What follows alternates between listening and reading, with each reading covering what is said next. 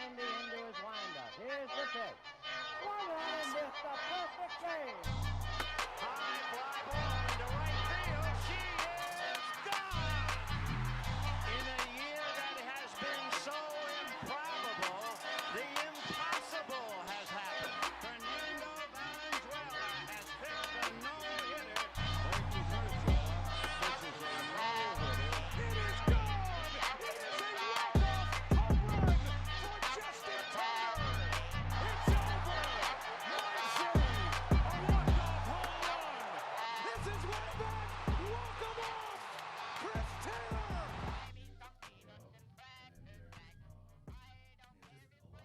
It's time for Dodger baseball. Strike three. Dodgers have won it all in 2020. Mookie Betts cranks one left field. Mookie Betts.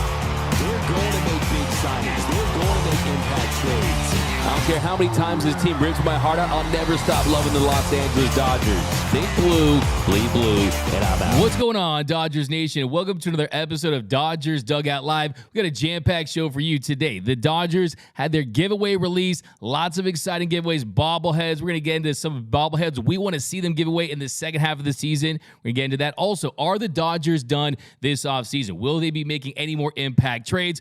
Also, we're getting to your questions. We have a mailbag episode today. Asked you guys over on YouTube to send in your questions. We got tons and tons of submissions. We're talking Roki Sasaki. Will he be a Dodger? We're talking the trade deadline already. A way too early look at what the Dodgers could address at the trade deadline. We have a jam-packed show for you. Also, Chris Taylor had some very interesting comments about the Dodgers. Are they the villains? Is what the Dodgers have done this offseason good for baseball or bad for baseball? Got some thoughts on that. Coming up here on a live episode of Dodgers Dugout Live, presented by the Dodgers Nation app. If you do not have the Dodgers Nation app, download it right now. Best Dodgers app in the game. News, highlights, everything we do at Dodgers Nation, you're going to find right over there. Also, gearup.la. If you want the best Dodgers gear in the game, head over to gearup.la. And if you're not already, subscribe to the #1 Dodgers YouTube channel in the game, the Dodgers Nation YouTube channel. Hit that subscribe button, hit that notification bell. And if you really want to really support the channel, hit that like button. Also, too, we just did our giveaway. Gave away a brand new Shohei Ohtani jersey. Already are sending that out to the winner. And we're going to announce our next giveaway very soon. If you want to be eligible for all of our giveaways, all you have to do is two things. Subscribe to the channel and comment done down below, and you'll be eligible to win. We got tons of giveaways coming up. We got signed jerseys, autographs, tickets to games. It's going to be a big year here at Dodgers Nation. But before we get into our show, you guys know I got to read the comments here. We got Let's Go from EB909. Hey, Doug, talk about Bellinger to New York Yankees rumors. I'll talk some Belly in a little bit. Justin Lamas. We got Philip Subia in the chat. We got Nando390. D-Mac, let me get that shirt as a giveaway per John Morosi. Yeah, this shirt is a little loud today, but, we got a big day here at Dodgers Nation. So, wanted to bring my bet. This is my lucky Dodgers shirt, man. Every time I wear this shirt, good things happen. I wore this shirt, we signed Ohtani. I wore this shirt, we signed Yamamoto. Good things happen when I wear this shirt. Mitchell Hopkins, D-Max signed Shoey Shoe, please. Okay, that's what you want to see as a giveaway. We got Francisco Diaz.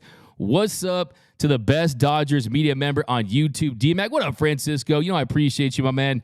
What's going on with Kike Jen? That's over on YouTube. We talked a lot of Kike yesterday. I mapped it out how the Dodgers could get Kike back in Dodger blue. First thing you would need to do would be, the roster is full on the position player side. You would have to do something with Manuel Margot. Could the Dodgers find a trade partner for Manuel Margot? That way you could have a spot open for Kike Hernandez. He brings you infield versatility. He brings you outfield versatility. He's a dog in the postseason. So it'll be interesting to see if the Dodgers want to go that route. It was rumored a couple days ago that the Angels were interested in Kike, but the Dodgers were still on Kike's radar. He wanted to be back in Dodger blue. So any updates on that, we'll definitely keep you guys informed. We got Go Dodgers, D-Mac, you the man. No, you the man, Juan, over there on YouTube. We got Let's Go 424 area code. Yeah, we got to bring that back. Drop those cities where you're repping Dodgers Nation from. Let us know down below in the comments. Love listening to you. Thanks. Appreciate you guys. South Bay reporting in. Ryan, D-Mac, you the man. You the man. Edward, pass on Kike. Yeah, some people it's the pass. Some people are hard pass on Kike. Me personally, I think it'd help this team. What up, D-Mac? What up, Dodgers fam? Okay, so guys, let's get right into it. So yesterday I dropped the exclusive interview I did with Mr. Chris Taylor. I want to send a plug to his foundation in the fundraiser that he has this Sunday, February 4th, 10 a.m. at the Manhattan Beach Pier. They're going to take the plunge. You got tons of Dodgers players will be in attendance. Mookie Betts, Freddie Freeman. They're going to dive off that Manhattan Beach Pier. It's going to be cold. Hopefully it's not as cold as the Dodgers offense in the postseason, but it's going to be cold, and it's going to be a great event for a great cause. Chris Taylor and his wife, Mary Taylor, they do a tremendous job. So be sure to be on the lookout for that. If you want to be a part of it, go to Chris Taylor's Instagram and click the link in the bio, and you can be a part of it. So February 4th, 10 a.m. at the Manhattan Beach Pier. Take the plunge with CT3. So we got the first topic today, and it's about Chris Taylor. And I thought that Chris gave some very interesting answers, some very thoughtful, insightful answers on what it's like to be a Major League Baseball player. Not only that, what it's like to be a Major League Baseball player and play for the Los Angeles Dodgers, because there's a lot of pressure to be a part of this franchise. There's a lot of pressure playing in this market, with this team, with these expectations. And he also had some interesting comments about the idea, the narrative that the critics have, the haters, let's call them that, the guys that are punching air out there because the Dodgers have had an historic offseason, a masterclass of an offseason for Andrew Friedman.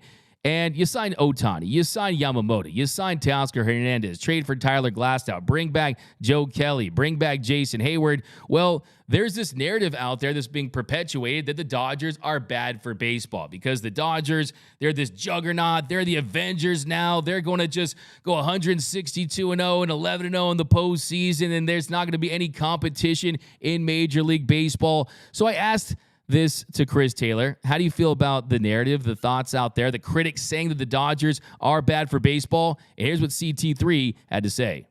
Yeah, Chris, I'm glad you brought that up. You said teams would be gunning for you. Well, look, you're used to that, right? You're the Dodgers, right? You're the team where when you're on the road, there's more fans in the stands, right? You always have that bullseye on you, but there's this narrative out there, oh, what the Dodgers have done, it's bad for baseball, right? Adding over $1 billion in commitments with Ohtani and Yamamoto. And yeah, your old teammate, the great Ross Stripling, saying the Dodgers have gone into full villain mode. What's your reaction to stuff like that? I mean, I don't think it's bad for baseball by any means to, get, some of the best players in baseball on the Dodgers, one of the most popular teams in baseball. Whether you love us or hate us, I think you enjoy watching us on TV, and, we're just adding to that with guys like Ohtani and Yamamoto and Glasnow and all these high caliber players. So no, I don't think it's bad for baseball at all. Preach Chris Taylor. Chris Taylor is absolutely spot on with that take. The Dodgers are the opposite of bad for baseball. The opposite is true. The Dodgers are great for baseball. Last season was a historically low-rated World Series between the Diamondbacks and the Texas Rangers. Nobody was talking about it. It was irrelevant. Only reason why Dodgers fans were watching it was because Corey Seager went into God mode again. And, of course, he's a former Dodger great. So that's why we tuned in here in Los Angeles. But guess what? A lot of people around Major League Baseball, a lot of people around the country did not tune into that World Series. The World Series did not rate well, and the Dodgers are going to help that. The Dodgers are going to save baseball, in my opinion. It was the least watched World Series on record last year. Last year's World Series between the Rangers and the Arizona Diamondbacks, it was the lowest watched World Series ever. It dropped by 23% from last year's World Series. The series averaged 11.45 million viewers for Game 5. The postseason averaged 4.45 million viewers across Fox, TBS, and ESPN, which was down 8% from last season. So I can give you all of these numbers, and they all tell you that nobody's watching the postseason compared to the other sports, okay? They're doing C-SPAN numbers compared to the other sports right now, and Shohei Ohtani can change that. Shohei Ohtani is a big enough star, he's a big enough draw, that if you put him in the postseason on any team, Ohtani could be in the postseason with the Oakland A's, and he would move the needle. Now, you put Ohtani on the Dodgers, a historic franchise in a big market. well, then you're talking about record ratings. You're talking about someone who could have the impact on baseball like Michael Jordan had on basketball. That is how popular, that is how must-see Shohei Ohtani is. And Ohtani goes to a club that's made the postseason for the last 11 consecutive seasons. What's one of the big factors in Ohtani's decision? What was one of the big reasons why he ultimately put pen to paper and signed with the Los Angeles Dodgers? Well, it was because of their consistency, because of the fact that they are serious about winning. This is a club in the Dodgers that last 11 years, they have made it to 3 World Series. They have won 3 pennants. They did win the 2020 World Series, but Andrew Friedman and the Dodgers brass, they sat right across from Shohei Ohtani, and they told him that they considered it a failure what they've done the last 11 years because they want to win more. When you combine that aggressive mindset with a franchise that has deep pockets, that print money, that are willing to go above and beyond when it comes to spending big on players, they commit over $1 billion to players this offseason, you are going to get Ohtani in the postseason. And I guarantee you, I'll stand on business, I'll put it here right now, next season we are going to see record ratings for the last 10 years. Maybe not 80s baseball, right? 70s baseball where they were in front of football and basketball, but we're talking about last 10 to 15 years. Next year's World Series, if the Dodgers make it, which I think they're going to have a very good chance of doing, barring health, if it's the Dodgers and the Yankees, if it's the Dodgers and the Astros, if it's the Dodgers and the Oakland A's, you are going to have record ratings in the World Series, not just because it's the Dodgers, but because it's Shohei Ohtani. Like I always say, he doesn't move the needle. He is the needle. So I agree 100% with Chris Taylor. The Dodgers are great for baseball. Now let's go down below in the comment sections. You guys have to say, oh, we got happy birthday to Jackie Robinson. Absolutely. Happy, I think it's 105th birthday to Jackie Roosevelt Robinson, a player whose impact goes beyond what he did on the field, on the diamond, and he still is one of the best baseball players ever. And what he did for the sport just was absolutely transcendent. He is someone that is an icon beyond belief. He's an American hero, and let's celebrate his birthday. By the way, I dropped a 42 must-hear, mind-blowing facts about Jackie Robinson. I'll drop that down below in the description. It's funny because at UCLA, he's a multi-sport star. I mean, there's a story where he was at UCLA doing track and field during the same time there was a baseball game playing, and sometimes in between at-bats, he would go and run track over at Spalding Field at the Drake Stadium at UCLA, would go run track and then go and play baseball, and he would mix it up. He would play 2 sports at the same exact time at UCLA, track and field, basketball, football. This guy was an absolute icon, a savant, and it's funny because baseball is actually his worst sport at UCLA compared to basketball, football, and track and field. But I can talk Jackie Roosevelt Robinson all day, every day. Still is the Dodgers all-time WAR per 162 leader. So at his peak, he was an absolute elite player. Stole home 19 times. He stole home 19 times. And I don't care what anyone says out there. He stole home there in the 1955 World Series. So I think I don't care what anyone has to say about that.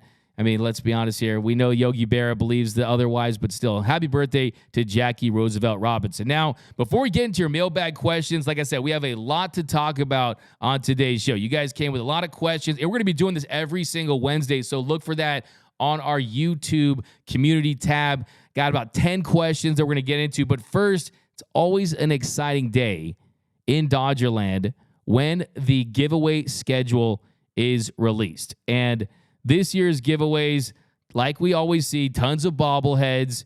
You got a cool Fernando Valenzuela jersey, the gray road, my favorite. You got some cool quarter zips, some hoodies. You got the Star Wars over Dodger Stadium where you got the Millennium Falcon. That's a cool one. But, of course, it's always about the bobbleheads. If you look at the bobblehead schedule early on, first half of the 2024 season, you got Walker Buehler with a mustache. You got Stash Butane April 20th against the Mets. Shohei Ohtani May 16th.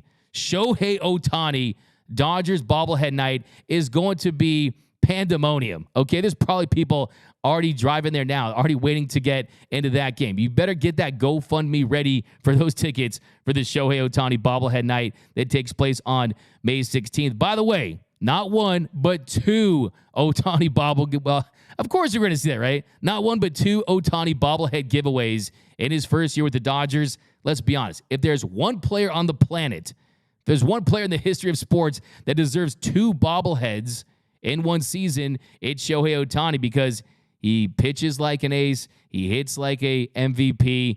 And yes, he's not pitching this season, but still, he's going to be back next year, and he's going to be elite on the mound. He's going to be an ace. And then you also have Mookie Betts on May 21st versus the Diamondbacks. Interesting about the Mookie Betts bobblehead is he is in the second base position, right? So Mookie is going to be primarily playing at second base, and the bobblehead is more proof of that. Tyler Glass now, can't wait to see how they did his hair. It's going to be a taller bobblehead. My man's 6'8", dude's big time.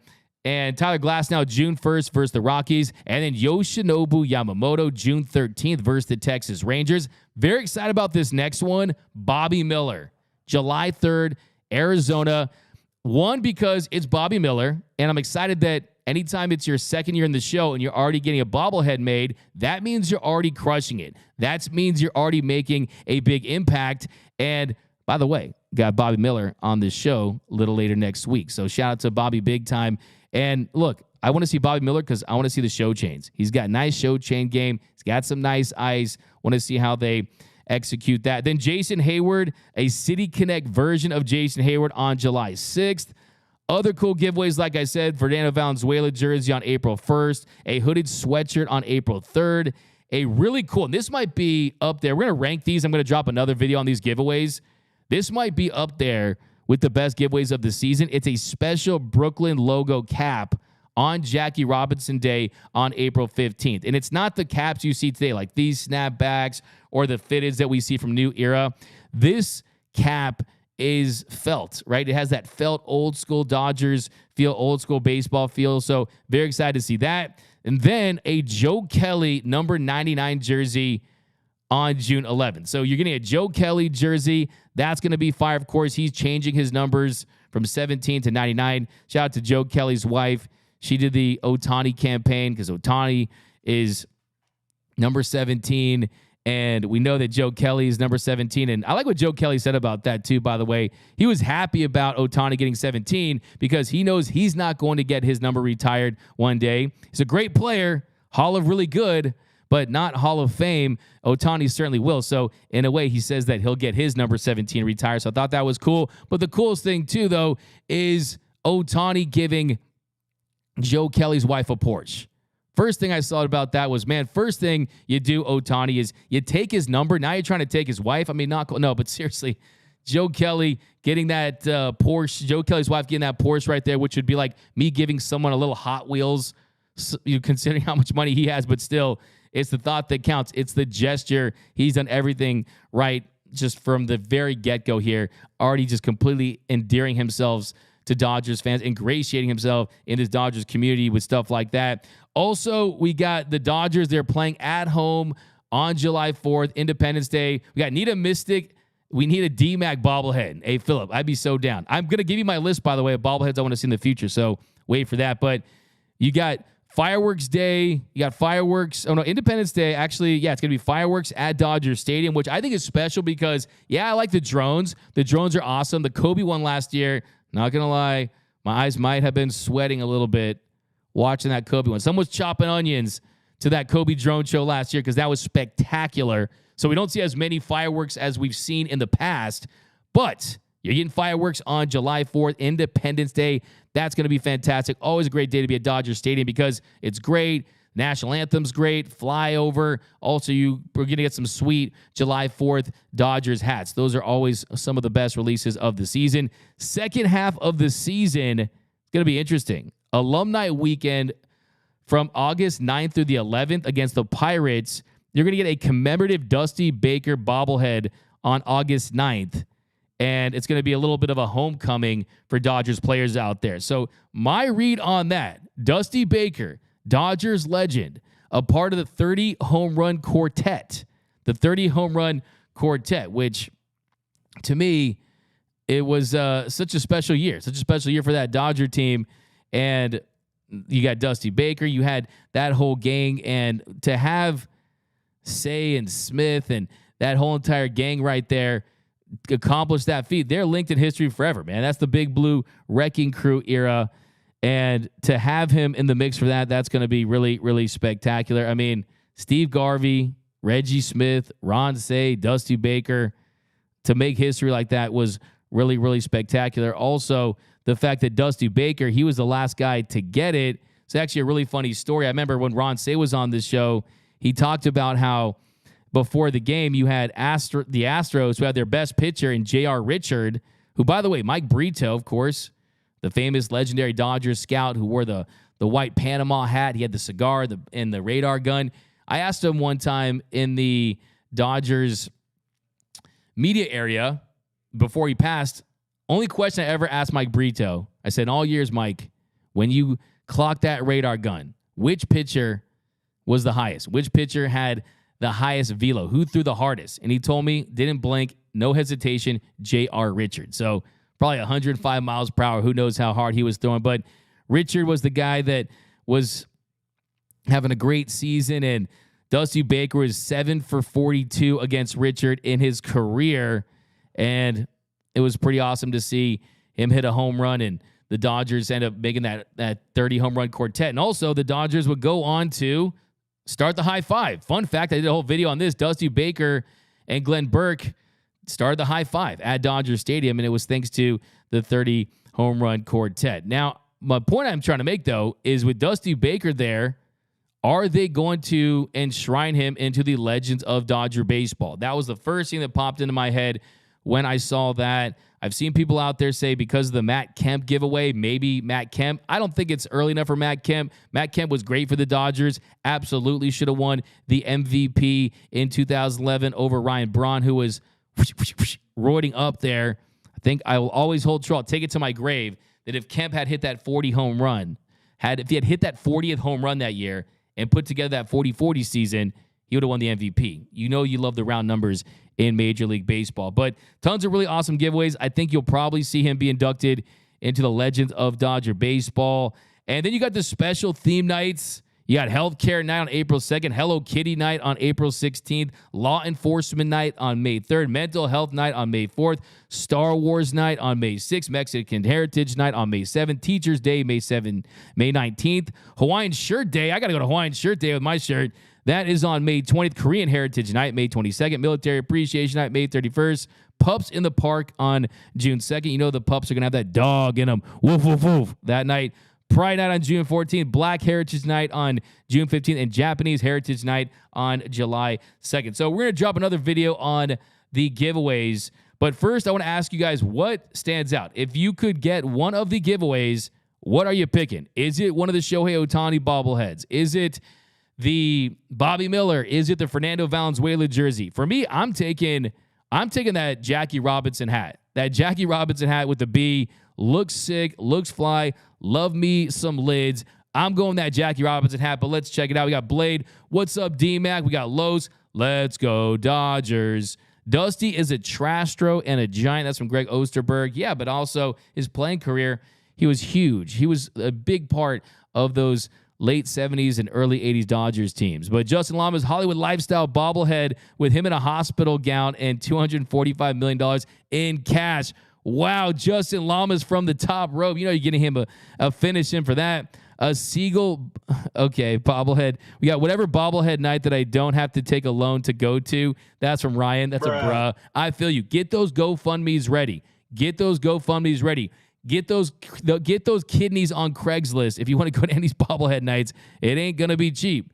I want D-Mac's Hawaiian shirt. Hey, Mr. Seabad, this is pretty fresh. You know I got to rock this. I do look like I'm the manager at your local Islands restaurant, but still, I'm feeling it. But I asked you guys this over on Twitter about the bobbleheads and the giveaways. We got George King who says, "Sub D-Mac, here we go. George King, sub D-Mac, I've bled blue since 1962. This is the most incredible offseason I have ever seen. Ohtani, Glasnow, Yamamoto, Paxton, Hernandez, Margot. Can't wait to see our new team play out." Absolutely. You're going to get a fire take from that. Rackham, could not agree with you more. This was the dream offseason.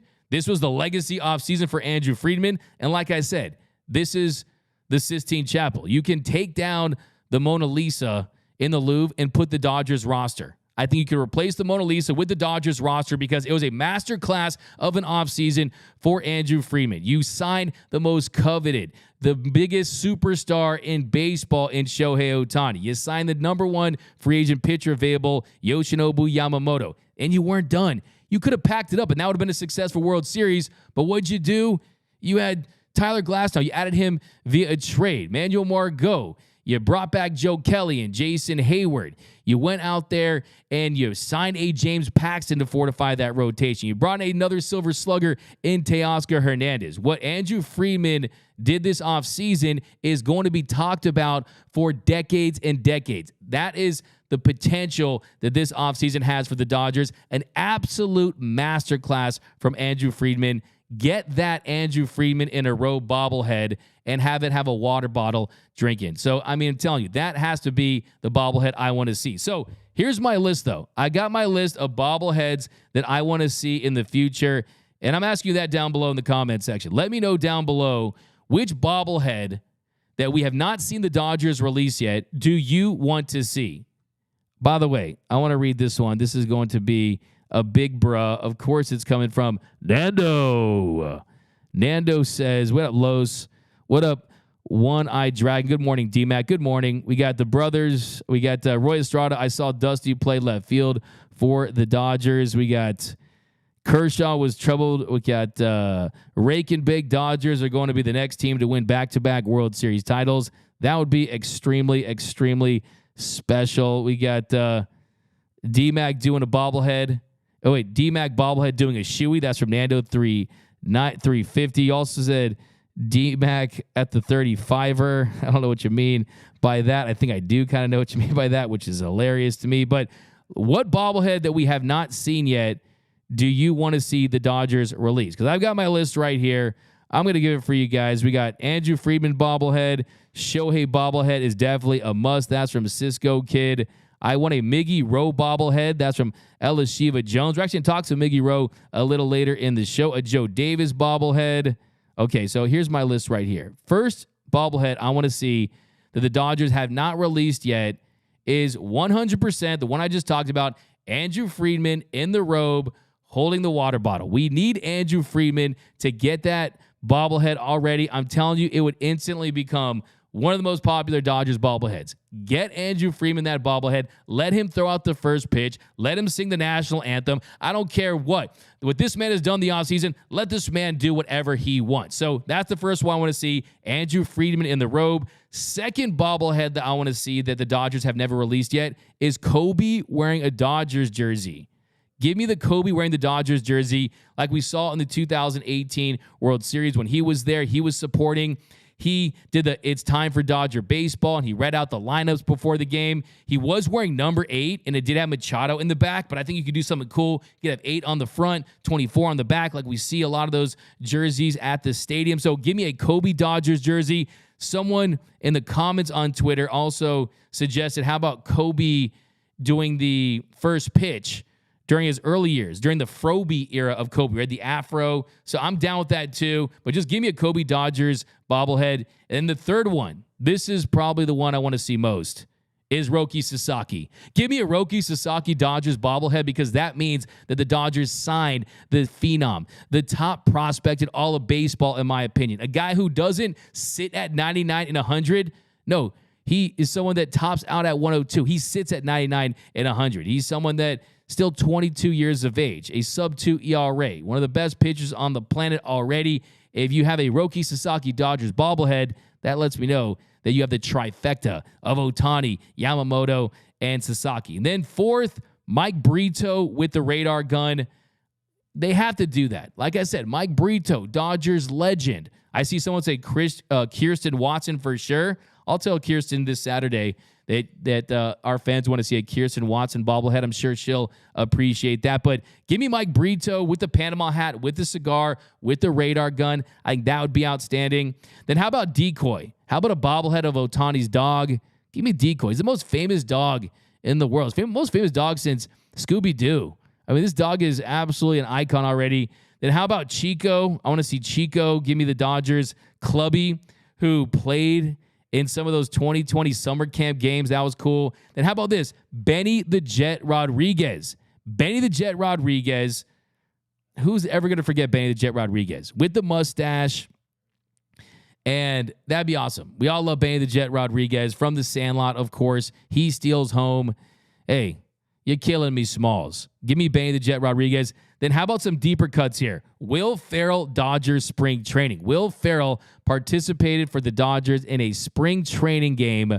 Give me Will Ferrell with the Dodgers. And the last one I want to see is a Josue DePaula MVP Dodgers bobblehead, because that means that he developed through this system. The Dodgers didn't trade him, and he won an MVP with this team. But let me know down below in the comment section, who are your bobbleheads that the Dodgers have not released yet that you want to see? Would also be cool with a DJ Severe. That'd be sweet. A Dieter Rule. You could have a little button that plays some of his organ music. You could have a Todd Lights one. So, look, I just want to open things up. And honestly, they've done so many bobbleheads that they might start running out of ideas. So, before we get to our next topic, let me know down below in the comment section, which bobblehead do you want to see the Dodgers release that they have not yet?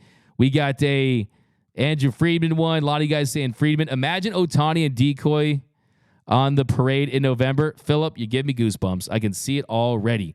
Legacy, Fernando jersey, an LA hat. Awesome. We got 275 Vet. What up, 275 Vet?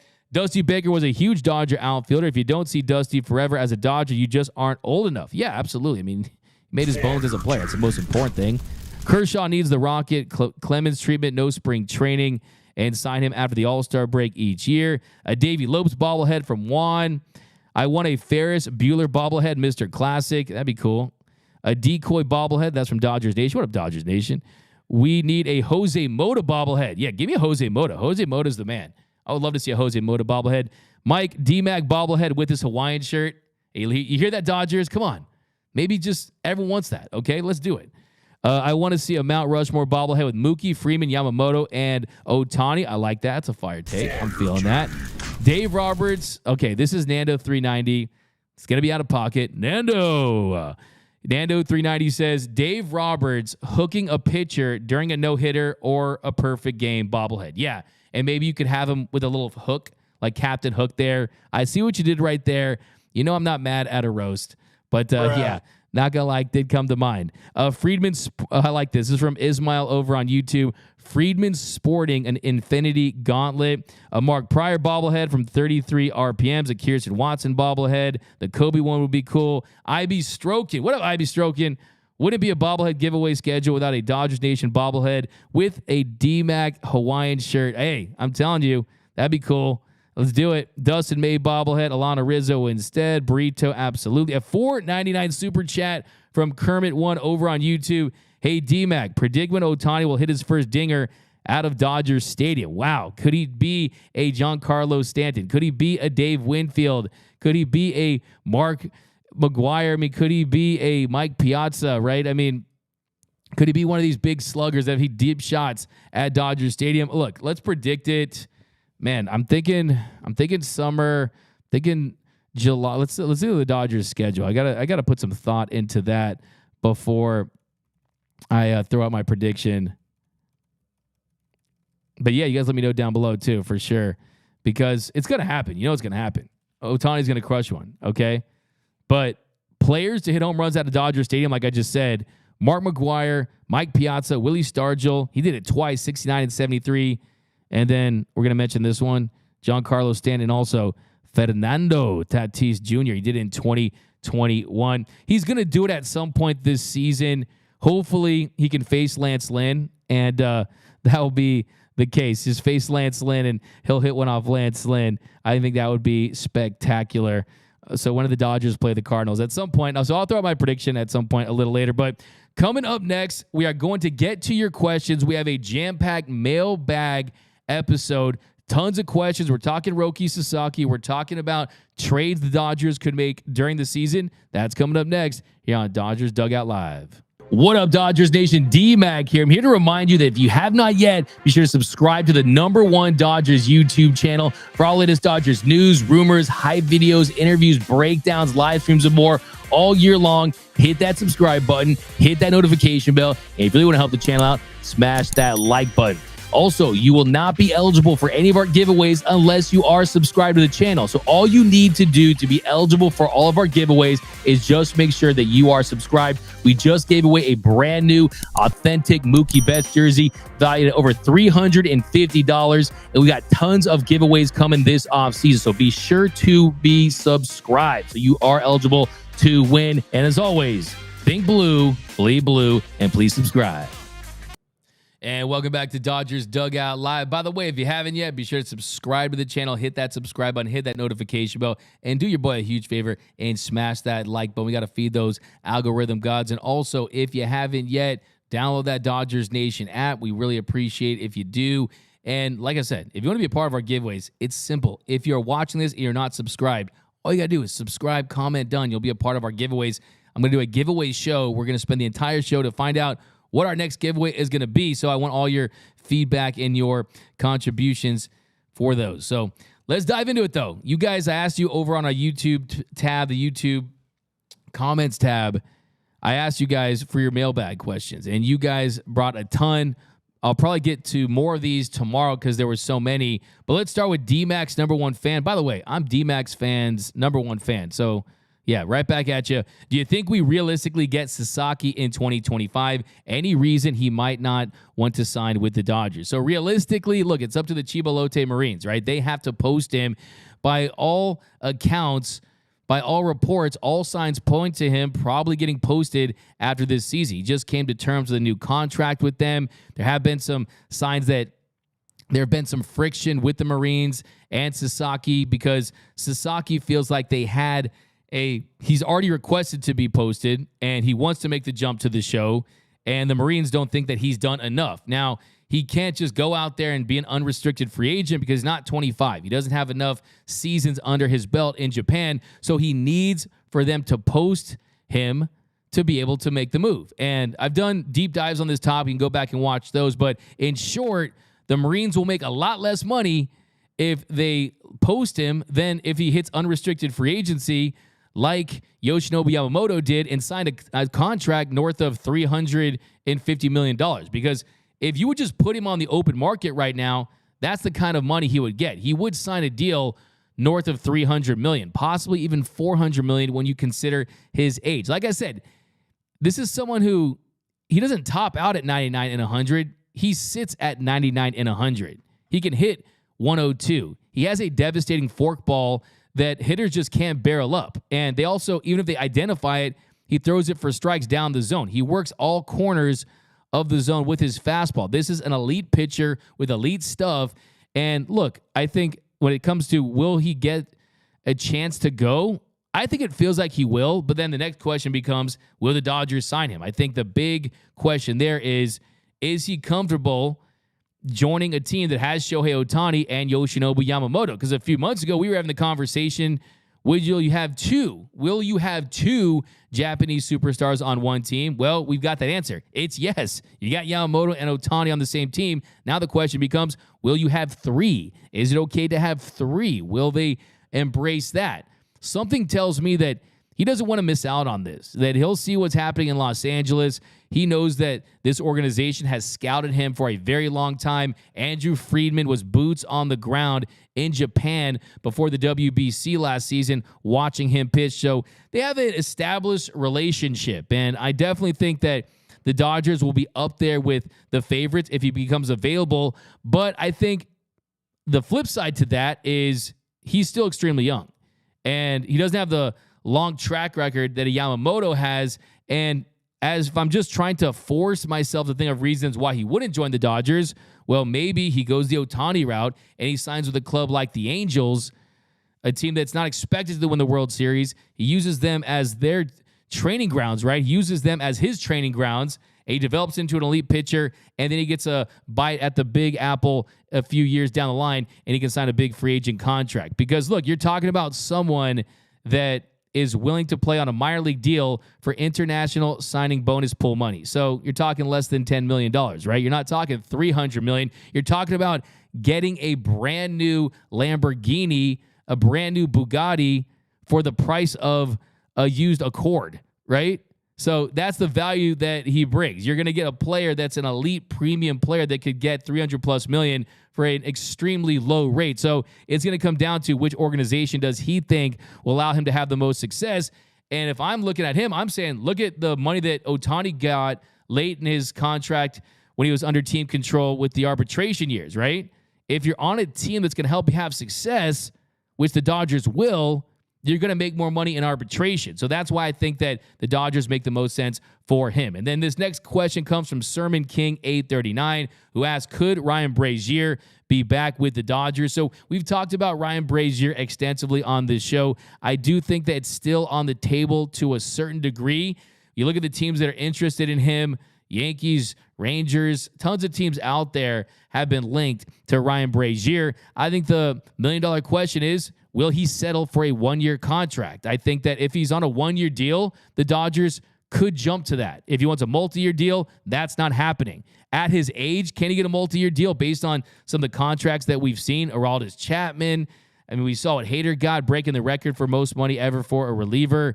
He's not going to get anything like that because of his age and the fact that he was elite for the Dodgers, a .70 ERA. But before that, with the Red Sox, he was a dumpster fire. He had an ERA north of 7. So it's not like he has a long history of sustained dominance. He has a second half of a season of being one of the better relievers in the sport, but is that enough to be able to get a multi-year deal at age 36, 37, closer to your 40s? I think the answer, if I'm a smart team out there, I wouldn't give Ryan Brazier 2 years, but I would give him 1 year on a decent, respectable rate. I think it could help this team, and I think that you look at Chris Martin having success with the Red Sox after he turned his career around with the Dodgers. It speaks to the fact that, yes, there's a lot of bullpen pieces that are volatile from year to year. There are also ones that can be consistently great on consecutive seasons. So that would be my answer to that. Could it happen? Yes.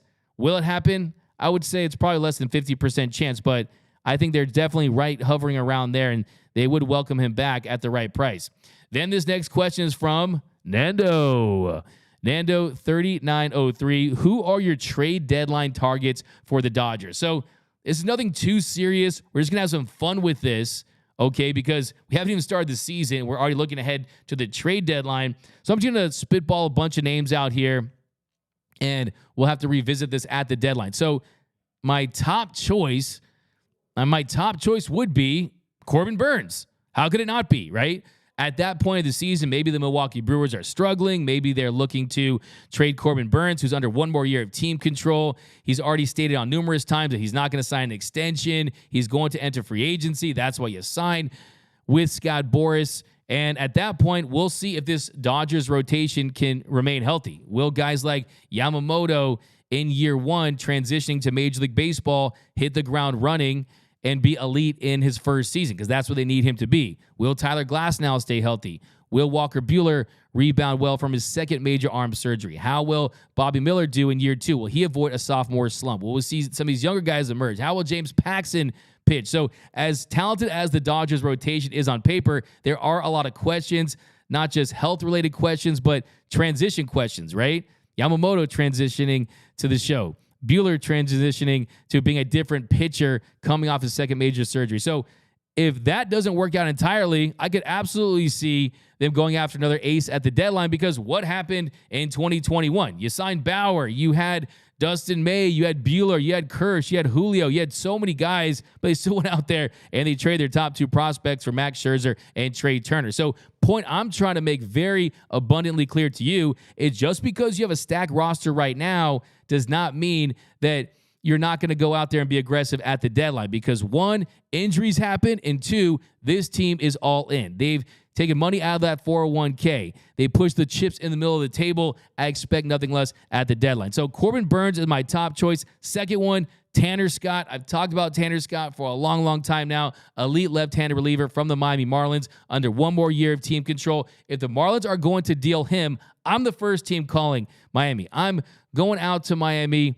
going to say what's up to Mr. 305, going to bring him back, because he's a guy that would absolutely bring that left-handed reliever that the Dodgers desperately need, that elite lockdown left-handed reliever that could really, really have a huge impact for this team, not just in the regular season, but matchups in the postseason. That's where I'm looking. Look, Vesia and Ferguson, they're absolutely capable of being really good in the regular season, but do you trust them in the biggest of spots with the series on the line in the postseason? That is the question I have, because in all actuality, I'm not going to say the reality, in all actuality, they have not been proven. They're not proven commodities in the postseason. Now, Tanner Scott really isn't as well, but still the talent level, I think, would play up. Then I got Chris Martin. This is one I want to plant my flag on right now.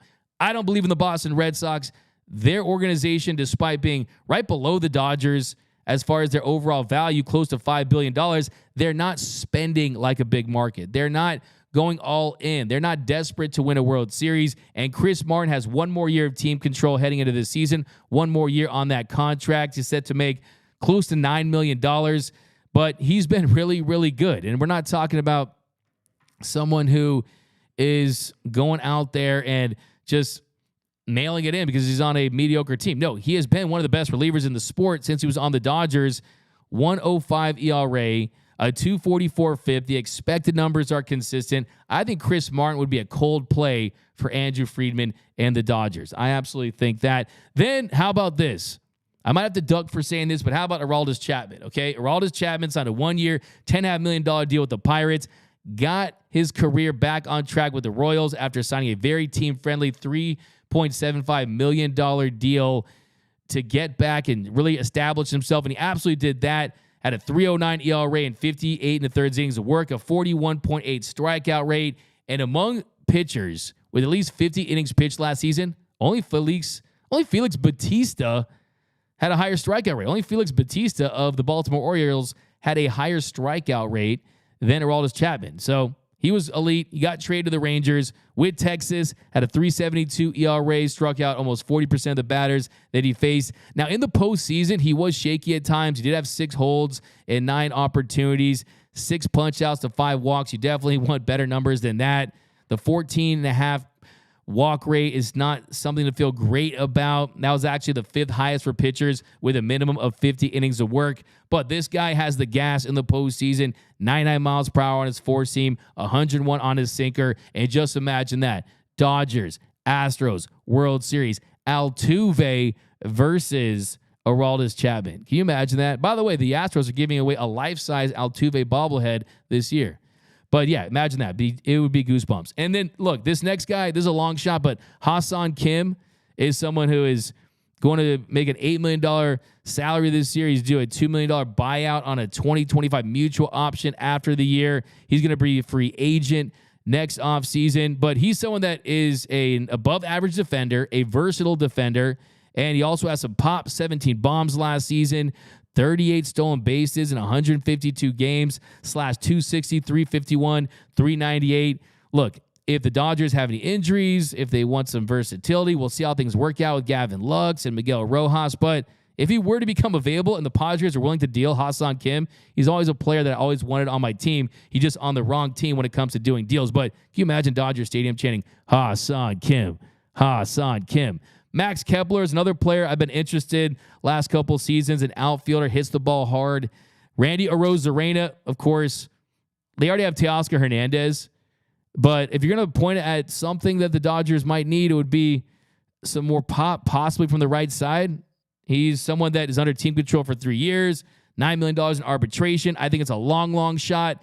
It would have to be a situation where there were pretty serious injuries and you really wanted to boost that offense. He becomes available. But look, if you want Randy Arozarena and the Rays aren't a really, really good team and they're not contending, there is a world where he does get traded next season. If he was under less team control, I think it'd be more realistic. And had they not gone after Teoscar Hernandez and signed him, I think it would be more realistic. But look, it's Randy Arozarena. How could you not include him on this list? I will say, really good chance. I'll say it right now. I think Teoscar Hernandez is going to have a better year than Randy Arozarena this season at the plate. Book it, screenshot it, screen record it. I'm saying it right here. Standing on business. I'm a guy who just found out what that meant. So I'm adding that to my thing. Dylan Carlson, he's someone else. 18 home runs in 2021. $1.8 million salary this year. And he has 3 more years of arbitration control. I mean, is he someone you would go after? I've seen that name mentioned. For me, that's a no. But Tyler O'Neill's someone, 34 home runs in 2021. If you want to boost that home run power, that's a name. Then finally, Brandon Drury. So Brandon Drury with the Angels, righty, versatile, hit 26 home runs in Anaheim, hit 262, 306, 497. And he has an $8.5 million salary this year. So if you're really looking to make a little move kind of on the margins and kind of bolster that, remember, you don't have to pay the full $8.5 million. You have to pay the prorated version when you get him and acquire him at the deadline. So I keep my eye on Brandon Drury. Of course, a lot of these teams are on the wrong teams. You kind of have to shake hands with the enemy. Now, next one comes from I Know Girls. If the Dodgers tank to begin the season, over under on Doc making it to the All-Star game. Look, if it's a slow start, I think that you could point to questions with the rotation, right? And remember, Ohtani's not pitching this season. I don't think there's any chance at all, unless the Dodgers really, really crater and they really struggle, that Dave Roberts is going to get fired before the All-Star game. I don't think that, save for an epic collapse in the NLDS, or if they don't make the postseason, that Dave Roberts will be fired after this year. I think Dave Roberts, if he makes it to the NLCS, there's a good chance his job is safe. And I think that if he makes it to the World Series, there's 100% his job is safe. Next question comes from Alex Baku. Should the Dodgers bring back the alternate blue jerseys for the road games, since we have the City Connect blue jerseys for home games?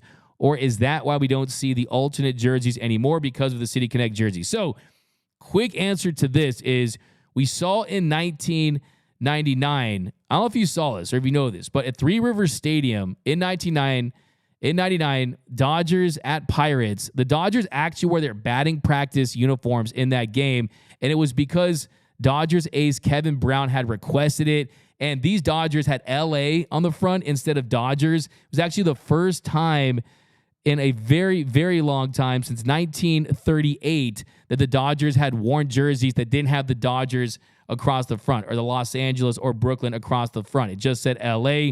They wore a blue jersey then. And then in 1998, for Think Blue Week, and 1999, the Dodgers wore blue tops. The 98 version, I remember seeing that game, Gary Sheffield, it looked like the batting practice version of the jersey. And the following year, it was the one that had all the piping on it, and you saw them wear it with the silver bills. It was very interesting. But I personally like the gray uniforms. I mean, call me a old-fashioned fan. I like the gray.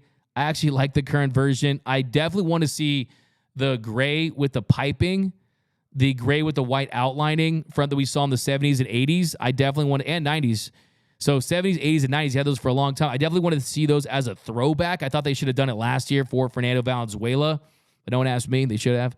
But as far as the blue on the road, I'm not totally against it. I would rather see just a normal blue instead of the City Connect with the stupid splatter on it. I think Nike's done an awful job for the most part, save for the Southsiders of the White Sox. The Reds were pretty cool. City Connects, though, I think the Arizona Diamondbacks are okay.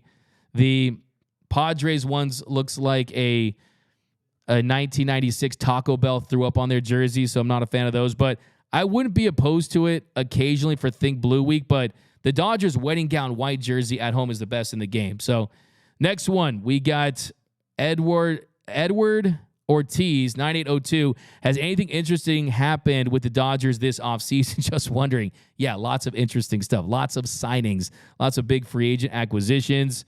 Couple more here. We got one on with Mookie. This is from with Mookie at second base and Lux returning to shortstop. What does it mean for Mickey Rowe? Will he play on Gavin Lux's off days or be traded for some prospects? No, Miguel Rojas is going to be a depth piece. Miguel Rojas is someone that was brought in when they traded for him, when they traded away Jacob Amaya for Miguel Rojas. He was supposed to be a depth piece. He was supposed to give some depth at second base and shortstop and third base. But what happened is Gavin Lux got injured. They lost Gavin Lux for the season.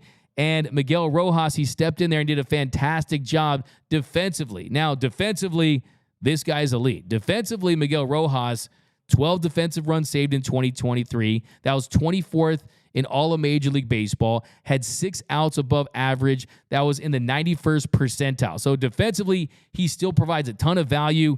And down the stretch, he was really bad at the plate. Just to be frank, he struggled mightily with the stick. went 4 months, went his first 4 months of the season without hitting a home run. But the first couple months of the season, he was dealing with injuries. He was dealing with a hamstring injury, a groin injury. I mean, he was hitting 218 by the end of July. Only had, just only 12 RBIs at that point. But down the stretch, he definitely fared better. He hit 5 home runs last couple months of the season. Proved to be an above average bat in that stretch. So as long as you can be respectable, and he's the ultimate insurance policy. If you saw the interview I did with Chris Taylor yesterday, he talked about how important it is to have that lateral quickness and to be more rangy with the restriction on the shift. To be a shortstop now in Major League Baseball, you can't rely on the shift. You need to be more athletic. You need to be more rangy. You need to be better at reading balls off the bat. And having Rojas as a depth piece is a massive, massive luxury. They will not trade him for prospects because he's not someone that has a ton of value. So we're going to save some more for tomorrow's episode, but let's jump back in the comments here for the last few minutes of the show. What do we at, Jordan? We got, let's see, who we got? We got 499. Appreciate you guys. All right, sweet. Hey, D-Mac.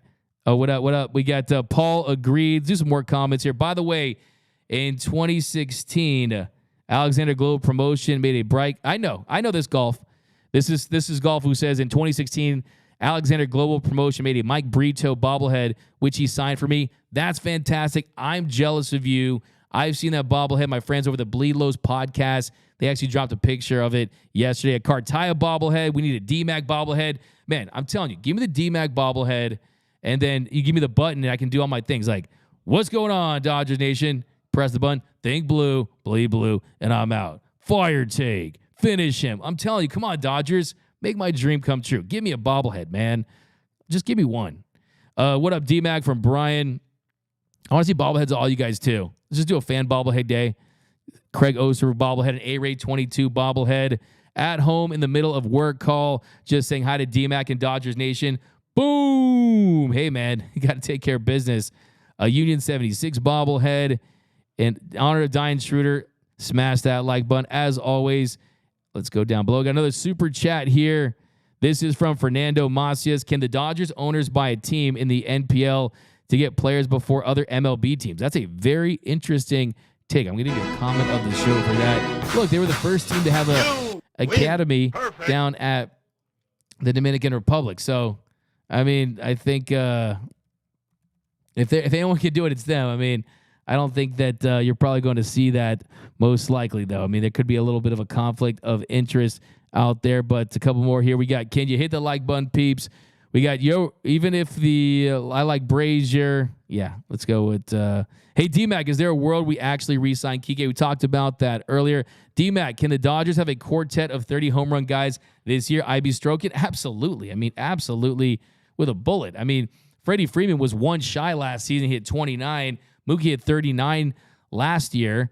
You also have Ohtani. That's a guaranteed 30. Max Muncy is essentially a guaranteed 30. I also think that Teoscar Hernandez could get close to 30, if not over. James Outman could absolutely get 30 after getting 23 his rookie season. But interesting to see if he goes back to more of a power approach versus a contact approach, because when he really started to struggle, he went to a more bat-to-ball contact approach, and those power numbers did go down. Will Smith, too. Will Smith is capable of 30 home runs. So I could see Ohtani as the lock, Muncy as the lock, Mookie as the lock. You just need either Freddie, Teoscar, Smitty, one of those guys to go out there, hit a home run 30 times. Just need 30 good swings, and it could happen. So I would say it's definitely a decent chance. In fact, I'm going to call it right now. There's my hot take. It's me and IB Strogan. Dodgers will have a 30 home run quartet. I'm confident about the first three. Ohtani, Mookie, Freddie. I think Freddie's going to be back to his power ways. Muncy. So I'm confident it's going to be. So I'm definitely confident you got Ohtani, Mookie, and Muncy are a lock. They're, again, 30 bombs. You just need 30 from either Freddie, Smitty, Teoscar. I think Teoscar is going to be the one. Teoscar hits 30. But, hey, D-Mac, did you see the Glassnow interview with Rose? He's so humble. He's one of my favorite pitchers. Yeah, I love him, man. He was on this show. Glassnow is that man. He's really, really cool. Arenado, Joe Davis bobblehead. Couple more here, you guys. We got what? Lux bobblehead. D-Mac just hit another bomb. Sounds like collusion. Evan Phillips. Oh yeah, Evan Phillips. I love this. This is a fire take from Ellis Shiva Jones. Evan Phillips deserves a bobblehead. Evan Phillips should be embraced almost as much as Kenley, right? Back in the day. I mean, Kenley's peaks were obviously higher, but Evan Phillips has not gotten a bobblehead yet. Give Fireman Phillips a bobblehead. There's some of those unnamed bobbleheads later in the year. I hope that's for Fireman Phillips because he is the star of the Dodgers pen. He's been elite since the Dodgers picked him up. So absolutely, definitely agree with that. But a couple more. What's the earliest Fried can join the team? 2025. That's from BC. Yeah, I think that would definitely be something. We got 30 home runs. Cinco. Teo hits 40 from Mike Saldana. Wow, I like that. I'd be here for that. But that's going to do it for this episode. Mary Hart needs a bobblehead. Someone said Mary Hart needs a bobblehead. Only if you do it like the Kimbrel where she's got the arms up. That'd be pretty cool. But this is a burn from Mario. It says Max Scherzer skeleton arm bobblehead. Now we're talking. But that's going to do it for this episode of Dodgers Dugout Live. As always, I appreciate you guys rocking with us in the mornings. And if you haven't yet, one more reminder, be sure to subscribe to the channel, download the app, go to DodgersNation.com for all the latest Dodgers news and rumors. My name is Doug McCain. You can follow me on X and Instagram at DMAC_LA. And remember, nothing brings together quite like Dodger baseball. And until next time, think blue, bleed blue, and I'm